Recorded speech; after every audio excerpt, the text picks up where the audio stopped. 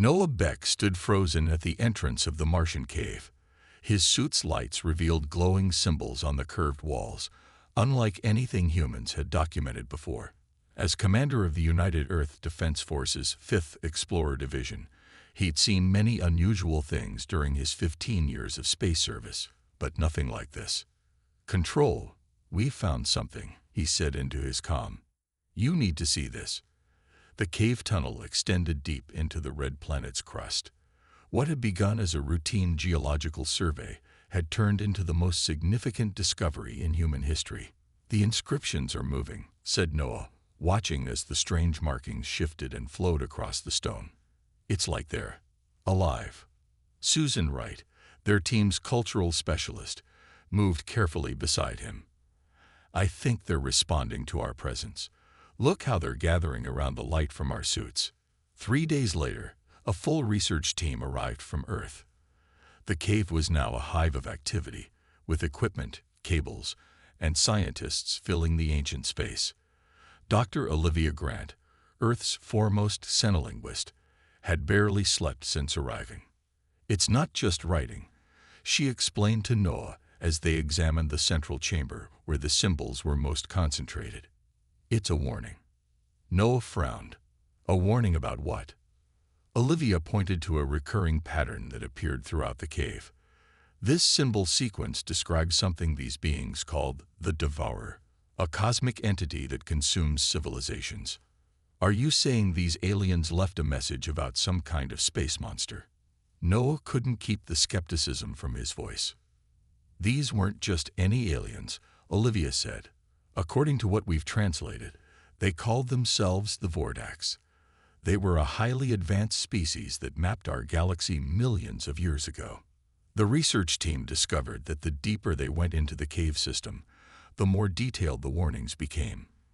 In a chamber half a mile beneath the surface, they found what appeared to be a star map etched into the ceiling. "It's a timeline," said Dr. Jack Freeman, their astrophysicist. He pointed to a pulsing light that moved slowly across the map. "This entity follows a predictable path through the galaxy, like a cosmic predator with a hunting route." Noah watched the light's trajectory with growing concern. "Where is it headed now?" Jack's face paled as he overlaid the map with current stellar coordinates. "Directly toward our solar system." The team worked around the clock, translating the Vordax records. They learned that the ancient species had tracked the Devourer through multiple cycles, documenting its destruction of thousands of worlds. The Vordax themselves had eventually fallen to it, but not before hiding these warnings on various planets, hoping some future species might succeed where they had failed. "How long do we have?" asked Noah during an emergency briefing with Earth Command. Olivia displayed her calculations on the main screen. "Based on the cyclical pattern and last known position from the Vordax data, 5 years, maybe less." The room fell silent. "Could the Vordax be wrong?" asked General Laura Hayes from Earth Command. "This could be some kind of religious text, not a scientific warning." "The astronomical data is too precise," Jack replied. "We've compared their star positions with our records. They accurately predicted stellar events that happened thousands of years after they left these warnings. They knew what they were talking about." Noah stared at the images of the Devourer that the team had reconstructed from the Vordax descriptions. It wasn't a creature or a fleet, but something more like a living storm of energy that consumed everything in its path. "We need to prepare," he said finally. "If this thing is real, and it's coming our way, then humanity needs to know what we're facing." As they left Mars with their findings, Noah looked back at the red planet. For millions of years, it had held this secret, waiting for someone to find it. Now humanity had 5 years to prepare for a threat no civilization had ever survived. Captain Allison Ward stood on the bridge of the UES horizon, watching the strange energy readings flicker across her display. Her ship had been sent to the edge of the solar system after orbital sensors detected unusual disturbances in the Kuiper Belt. What had started as a routine patrol had quickly become something much more significant. "The readings are getting stronger, Captain," said Lieutenant Frank Miller from the science station. "Whatever it is, It's big, and it's heading our way. Allison nodded, keeping her expression calm despite the tension she felt. It had been 8 months since the Mars discovery and the revelation of the Devourer. The entire Earth military had been on high alert, preparing for a threat that wasn't supposed to arrive for another 4 years. All stations, yellow alert, she ordered.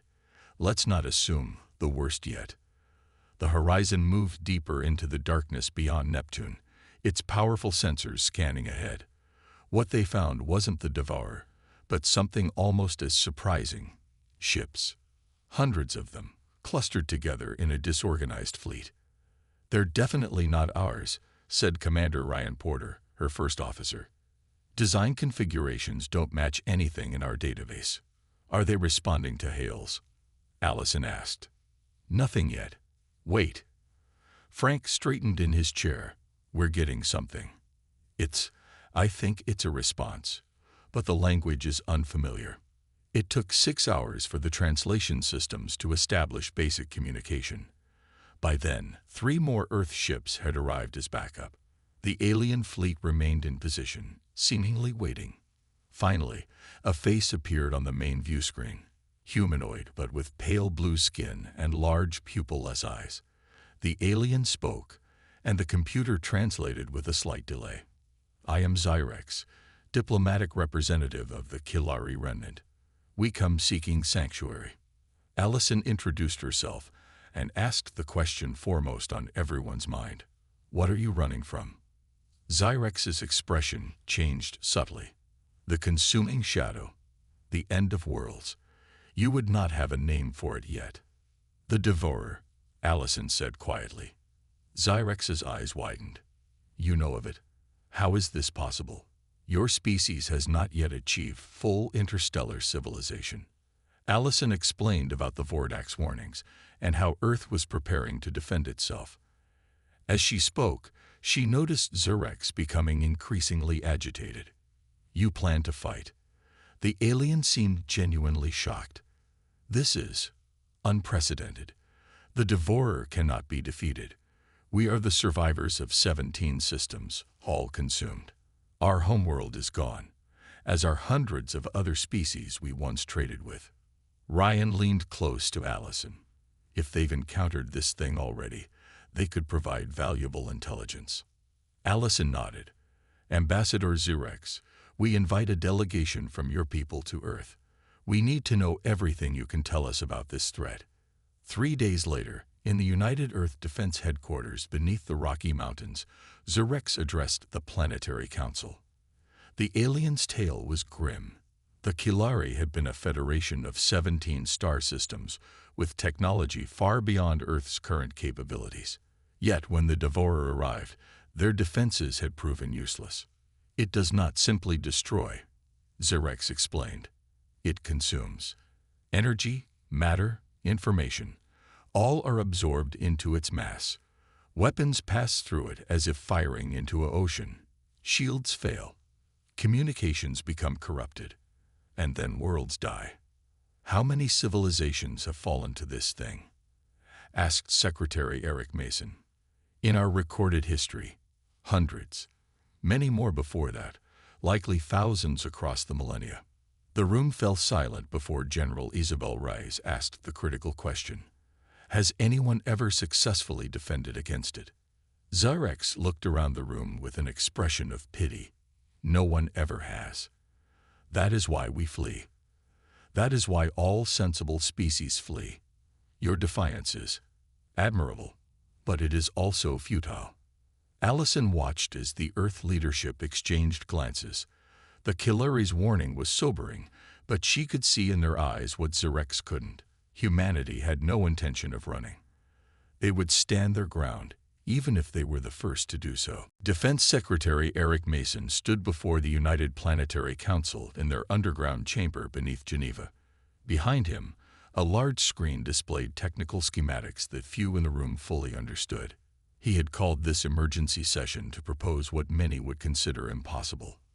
"Ladies and gentlemen," he began, his voice steady despite the weight of his proposal, "I present to you the SHIELD Protocol. The murmurs that spread through the chamber were immediate. For 3 months since the Kilari arrival, Earth's best minds have been working around the clock, studying both the Vordak's warnings and Kilari accounts of the Devourer. We don't just intend to defend Earth, Eric continued.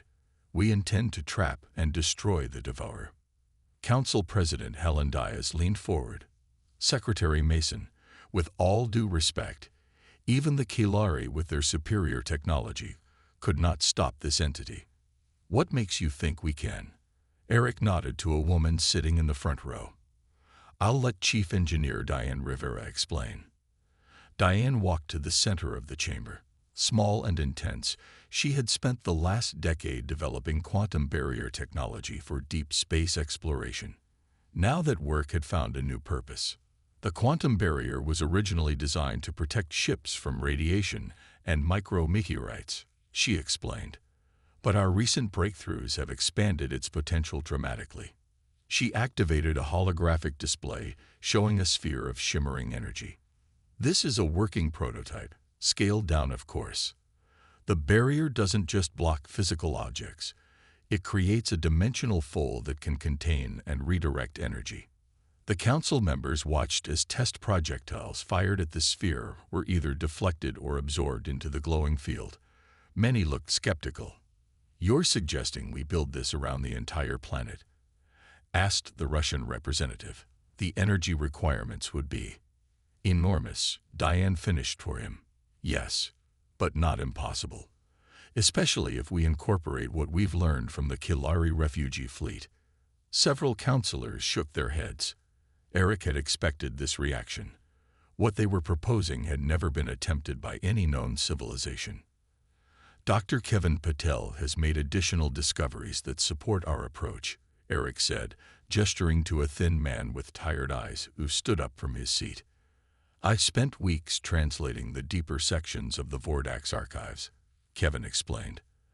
They were working on similar technology before their extinction.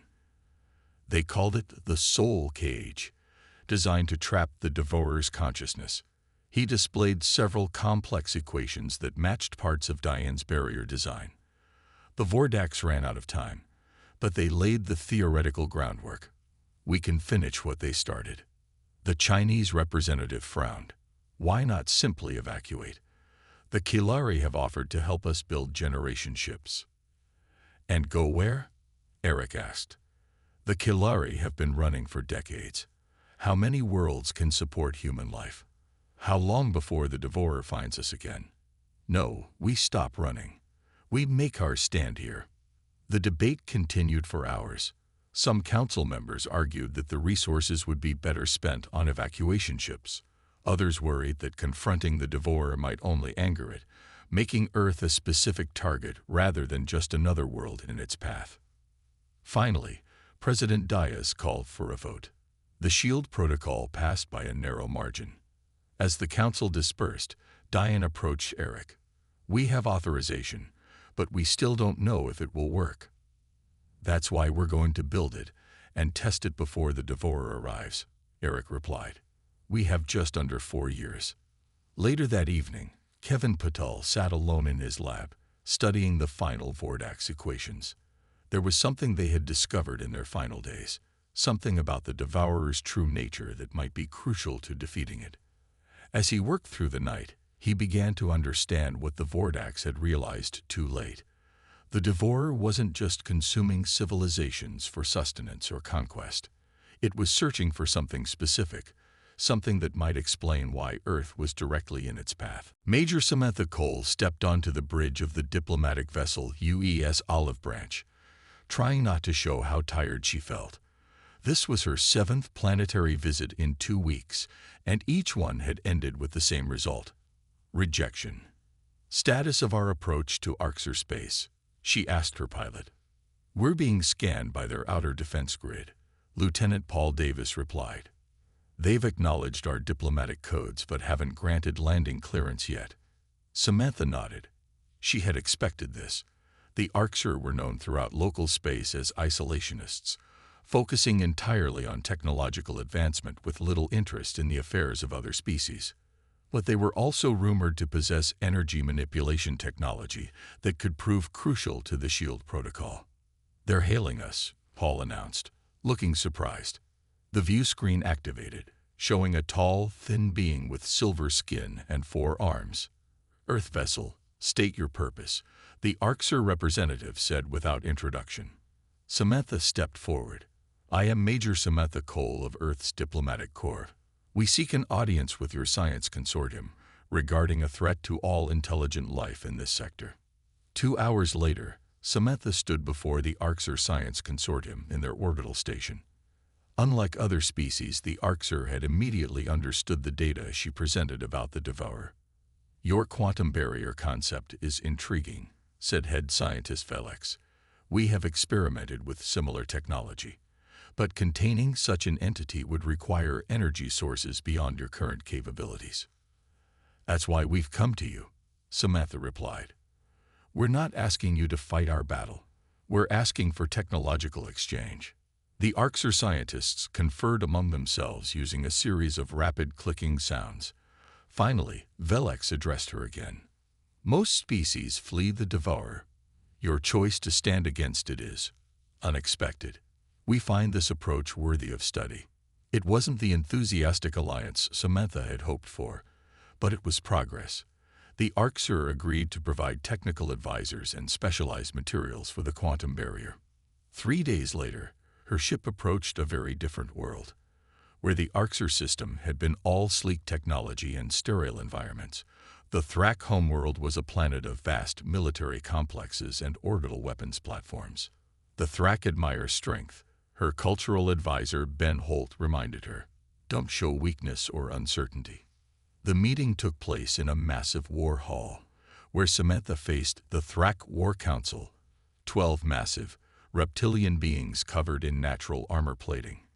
"You are small to be a warrior," observed War Chief Kragoth, towering over her. "Size isn't everything," Samantha replied evenly.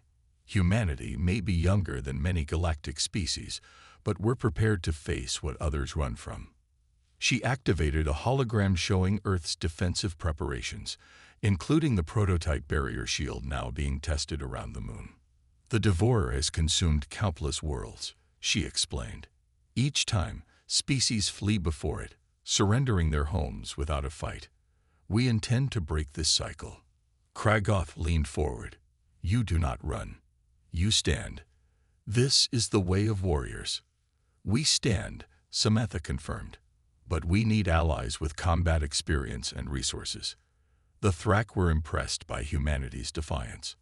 Unlike the calculated interest of the Arxer, the warrior species responded with enthusiasm, pledging ships and troops to Earth's defense. As her mission continued, word spread throughout nearby systems. During her 12th planetary visit, Samantha was approached by a delegate from the Galactic Concord, an alliance of over 200 spacefaring species that maintained loose governance over this arm of the galaxy. "Your activities are causing concern," the delegate informed her coldly. "The Concord has maintained a strict policy of non-engagement with the Devourer for millennia. Your attempts to fight it may alter its path, endangering Concord territories. So your official policy is to sacrifice worlds rather than defend them?" Samantha asked. "Our policy is survival. The Concord formally sanctions Earth for its provocative actions and demands immediate cessation of your defensive preparations." Samantha left the meeting knowing she had just made a powerful enemy, but she had also secured critical alliances with the Arxer and Thrak. As her ship headed back to Earth, she received reports that several younger species, inspired by Earth's defiance, had begun secretly reaching out to offer support. The galaxy was watching humanity stand, and not everyone was hoping for their failure. Admiral Peter Walsh stood in the Global Broadcast Center beneath what had once been NORAD headquarters. Around him, technicians made final adjustments to the transmission equipment. The room hummed with nervous energy. "Global quantum network connectivity at 100%, reported Communications Officer Maria Daniels. "All Earth orbital platforms linked and ready. The barrier network is fully operational." Peter nodded. The quantum barrier now encircled Earth completely, a shimmering shell of energy visible from space as a faint blue glow. 3 years of non-stop work by millions of people had transformed humanity's defenses beyond recognition. Subspace transmitters powered and aligned. Another technician called out, "We'll reach approximately 87% of known populated systems with this broadcast." Peter straightened his uniform and stepped onto the small platform. They had one chance to get this right. Intelligence reports indicated the Devourer was now visible on long-range scanners, a vast cloud of darkness moving steadily toward the solar system. Recording begins in 5, 4, 3. Maria counted down, then pointed silently to Peter. "This is Admiral Peter Walsh of Earth's United Defense Force," he began, his voice steady. "I speak to all intelligent species throughout the galaxy. For too long, an ancient predator has feasted on our worlds. For too long, civilizations have accepted this cosmic horror as inevitable, choosing to flee rather than fight." The images behind him showed the quantum barrier in operation during tests, successfully containing and redirecting energy weapons. "Humanity will stand as the shield against the Devourer," Peter continued. "We will end its reign of terror. We do not do this for glory or conquest, but because someone must finally say, 'Enough.'" He paused, letting his words sink in. "To those who believe we cannot succeed, we say, 'Watch us.' To those who have offered us aid, we offer our deepest gratitude. And to those who have sanctioned us for our defiance," his eyes hardened slightly, "we offer something more valuable than compliance. We offer hope." Peter nodded to Maria, who activated the second part of the transmission. Detailed technical specifications for the quantum shielding technology streamed across all channels. "We freely share our defensive technology with all worlds. Should Earth fall, others will have the knowledge to protect themselves, but we do not intend to fall." The broadcast ended, and Peter exhaled slowly. "Send confirmation when we receive the first acknowledgments," he instructed Maria. The response was immediate and overwhelming. Hundreds of worlds across the galaxy had received Earth's message. The reactions varied wildly. The Galactic Concord issued an emergency condemnation, declaring Earth a rogue planet that had violated their neutrality policy by broadcasting military technology across protected space. Several elder species demanded sanctions against anyone who implemented Earth's defensive measures. But others reacted differently. Younger civilizations, those who had grown tired of living under the shadow of the Devourer, began secretly constructing their own quantum barriers. Underground resistance movements formed within Concord worlds, sharing Earth's specifications through hidden channels. "Admiral," Maria called 3 days after the broadcast, "we're receiving an unusual transmission from the Vexari system." The Vexari were one of the oldest species in the Concord, known for their strict adherence to tradition. Their message was brief but clear. "We have watched for 40,000 years. None have stood before. We will observe." Peter understood what remained unsaid. The Vexari wouldn't help, but for the first time in their ancient history, they were considering the possibility that the Devourer could be defeated. In the operations center next door, Dr. Kevin Patel was studying the latest sensor readings of the approaching entity. The Devourer would reach the outer boundary of the solar system within 3 months. Its massive form had already consumed 2 uninhabited star systems on its approach, growing larger with each absorption. "It knows we're here," Kevin said quietly to no one in particular. "It's coming directly for us." He turned to look at the main display showing Earth wrapped in its protective blue glow. The shield was ready. Humanity had made its stand public. There was no turning back now. The warning had been delivered. Now they had to prove they could back up their words. Lieutenant Grace Williams stared at the massive display screen from her command chair on Orbital Defense Platform Alpha. The Devourer had finally arrived. It appeared as a vast, shifting cloud of darkness that seemed to bend light around it, now hovering just beyond Pluto's orbit. For all their preparation, seeing it firsthand sent chills down her spine. "All platforms report shield integrity at 100%, reported Sergeant Carl Rogers from the tactical station. Earth ground stations are synchronized and powered up. Grace nodded. What's it doing? Nothing yet, said Science Officer Lily Chen. It's just watching us. The waiting was almost worse than an attack. For 6 days, the Devourer remained motionless at the edge of the solar system, as if studying Earth's defenses. Then, without warning, it moved. Movement detected. Lily called out. It's accelerating toward the outer planets. Alert all stations, Grace ordered. This is not a drill. Repeat, this is not a drill. The Devourer flowed through space with impossible speed, engulfing Pluto entirely. The dwarf planet simply vanished, absorbed into the dark mass. Neptune was next, then Uranus.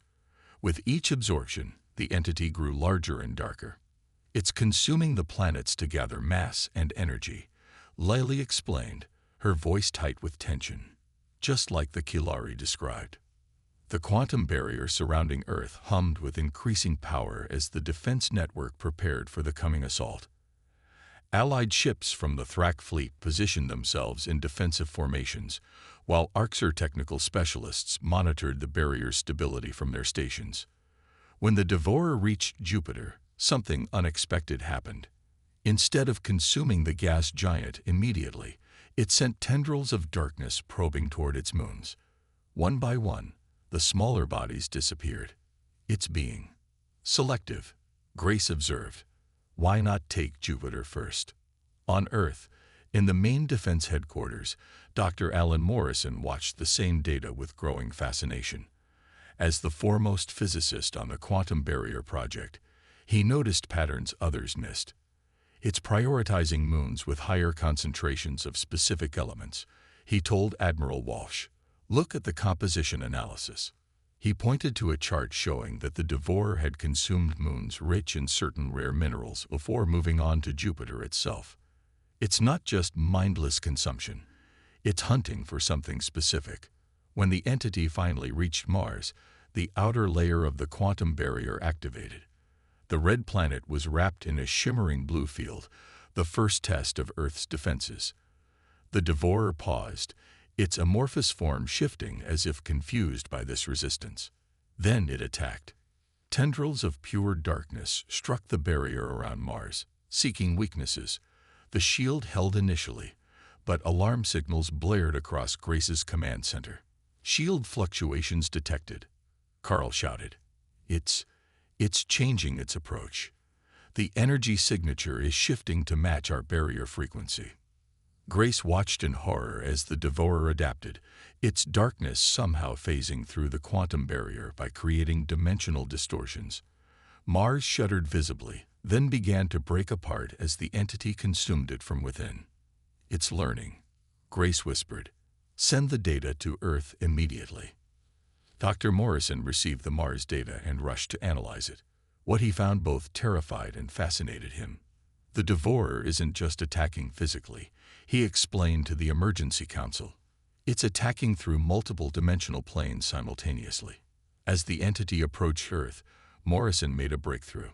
Studying both the Vordax equations and the Devourer's consumption patterns, he realized something the ancients had discovered too late.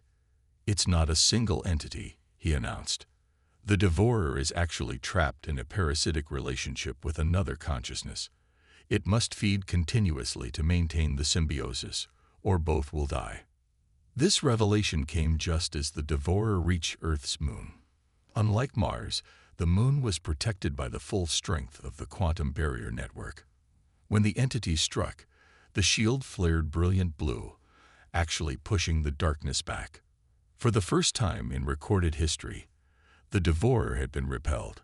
But Grace and her crew had little time to celebrate. The entity immediately began changing again, its attacks becoming more coordinated and precise. It's testing every centimeter of the barrier, Grace reported to Earth Command. And it's getting stronger with each attempt. The siege of Earth had begun, and the real test of humanity's shield lay ahead. The main control room beneath Geneva was silent except for the hum of equipment. Dr. Alan Morrison stood before the assembled Earth Defense Council, his face pale from days without sleep. On the wall screens, the Devourer surrounded Earth completely, a sphere of darkness pressing against the blue glow of the quantum barrier.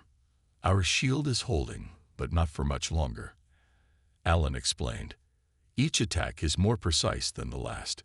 It's finding the resonance patterns in our barrier." Admiral Peter Walsh leaned forward. "How long do we have?" 36 hours at most," Alan replied. "But I think we can use this against it." The room filled with murmurs as Alan displayed his findings. For 2 weeks, Earth had been under continuous assault.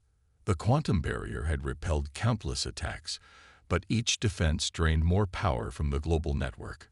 "I've completed the Vordax equations," Alan continued. "The Devourer isn't just consuming, it's searching. The entity trapped within it requires specific energies to maintain the symbiosis." He brought up a complex diagram showing energy flows within the Devourer's structure. "If we reverse our barrier's polarity, we can trap it instead of keeping it out. Then we can force it into a closed energy loop." "You want to capture it?" asked Defense Secretary Eric Mason incredulously. "I want to starve it," Alan corrected. "Cut off its ability to feed, and the parasitic relationship collapses." The council debated briefly, but with options dwindling, they approved the plan. Alan rushed to implement the changes, while Earth's defenses continued to weaken. In orbit, Lieutenant Grace Williams coordinated the defense platforms as they absorbed another powerful strike. Warning lights flashed across her command console. "Shield integrity at 37%, reported Carl, his voice strained. "We can't take much more of this." Grace opened a channel to the lunar base where Orcs engineers were making the final modifications to the barrier network. "Any update on the polarity reversal?" "Almost ready," came the response. "Synchronizing now." Across Earth, billions watched the battle through their screens. The darkness pressing against the blue shield was visible from the ground, an eclipse that never ended. Many had retreated to underground shelters, but others stood in the open, watching what might be humanity's final hours. "Reversal sequence ready," announced the Orcs chief engineer. "Awaiting your command." Admiral Walsh took a deep breath and looked around the control room at the faces of those who had worked for years to prepare for this moment. "Begin reversal." The effect was immediate and dramatic. The blue barrier flickered, then changed to a deeper purple hue. Instead of pushing outward, it began to contract, pulling the darkness inward rather than repelling it. The Devourer reacted violently, its form writhing as it tried to escape. But the trap was set. As the barrier contracted further, it forced the entity into a tighter and tighter space. "It's working," Alan exclaimed. "The consumption mechanism is being forced inward. It's feeding on itself now." On defense platforms and in bunkers, on ships and in homes, humanity watched as their enemy was compressed into an ever smaller space. The darkness that had consumed countless civilizations was itself being consumed. "Final compression stage," Alan reported, initiating singularity collapse. The barrier contracted one last time, crushing the Devourer into a point of intense gravity. There was a flash of blinding light that momentarily overloaded all sensors, and then nothing. Where the entity had been, only empty space remained. Silence filled the control room. After a moment, someone began to clap. The applause spread until everyone was cheering, embracing, some openly weeping with relief. Admiral Walsh stepped to the global communication system. His voice was steady as he delivered the message that would echo across the stars. "The shield has held. Humanity stands." In the days that followed, Earth's quantum barrier remained active as a precaution, but sensors detected no trace of the Devourer. Messages flooded in from across the galaxy, many in languages never before heard on Earth. The Galactic Concord, shaken by humanity's victory, formally dissolved itself. In its place arose the Terran Defense Pact, with Earth recognized as its founding member. Species that had hidden for millennia emerged to join the alliance, bringing knowledge and technologies long kept secret. 5 years had passed since humanity defeated the Devourer. Earth had changed in ways few could have imagined before the Great Battle. Once a single planet of scattered nations, it now stood as the center of the Terran Defense Pact, an alliance that spanned hundreds of worlds across the galaxy. Noah Beck walked through the Memorial Garden in what was once central Geneva. Statues of those who had fallen during the conflict stood among trees brought from a dozen different worlds. He paused before the marble likeness of Lieutenant Grace Williams, who had sacrificed herself in the final moments of the battle when her defense platform lost shield integrity. "She would have loved all this," said a familiar voice behind him. Noah turned to see Dr. Alan Morrison approaching along the garden path. The physicist looked older now, his hair grayed at the temples, but his eyes still held the same intensity. "The garden?" Noah asked. "No." Alan gestured upward where ships of various designs moved through the sky. "The unity. The exchange of ideas. She always said the real adventure would begin after we survived." High above Earth, the diplomatic exchange center orbited where the first defense platforms had once stood. Inside, Samantha Cole, now Ambassador Cole, welcomed representatives from a newly discovered civilization on the far side of the galaxy. "The Nihari are honored to join the pact," said their leader, a crystalline being who communicated through pulses of light. "We have lived in darkness for generations, fearing the return of the Devourer. That fear is behind us now," Samantha assured them. "But there are other challenges that require cooperation." Indeed, the destruction of the Devourer had revealed new mysteries. In the void it left behind, strange energies had been detected. Some scientists theorized these were remnants of civilizations it had consumed. Others suggested they might be doorways to dimensions where other threats lurked. In his laboratory beneath what was once Noraid, Kevin Patel studied these anomalies. The completion of the Vordak's equations had opened new fields of physics that humanity was only beginning to understand. "I think I've isolated another signal," he told his assistant, a young Arxer named Telax. "It's faint, but it has structure. Definitely not random energy." "A message?" asked Telax, his silver skin reflecting the blue light of their equipment. "Maybe," Kevin replied. "Or a warning." The quantum barrier technology that had saved Earth had evolved as well. Now refined by combined knowledge from dozens of species, it protected not just planets, but enabled ships to travel through previously impassable regions of space. The UES Discovery, Earth's first true deep space exploration vessel, was preparing for its maiden voyage. Captain Diane Rivera, formerly chief engineer during the Devourer crisis, stood on her bridge looking at her diverse crew. Humans worked alongside Thrak, Arxer, Kilari, and even a few members of species that had once been part of the now-dissolved Galactic Concord. "Free flight checks complete," Captain reported her first officer, a Thrak named Graal. "Quantum drive ready for first jump." Diane nodded. "Let's make history." The Discovery's mission was to investigate what lay beyond the former hunting grounds of the Devourer. For millennia, species had avoided these regions, creating a vast, unexplored frontier. Back on Earth, Peter Walsh, now retired from military service, taught at the new Galactic Defense Academy. His students came from 100 different worlds, all studying how humanity had accomplished what countless civilizations before had thought impossible. "The lesson isn't that we were stronger or smarter," he told them during his final lecture of the term. "It's that we refused to accept inevitability. Where others saw certain doom, we saw a problem to be solved." As night fell over Earth, the stars seemed brighter than they had before the battle. Perhaps it was just imagination, but many felt the galaxy itself seemed more alive, more full of possibility. The shield that had protected one world had become something more, a beacon that united many.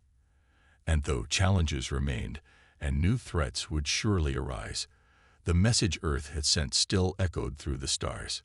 Humanity stands, and now humanity was not standing alone.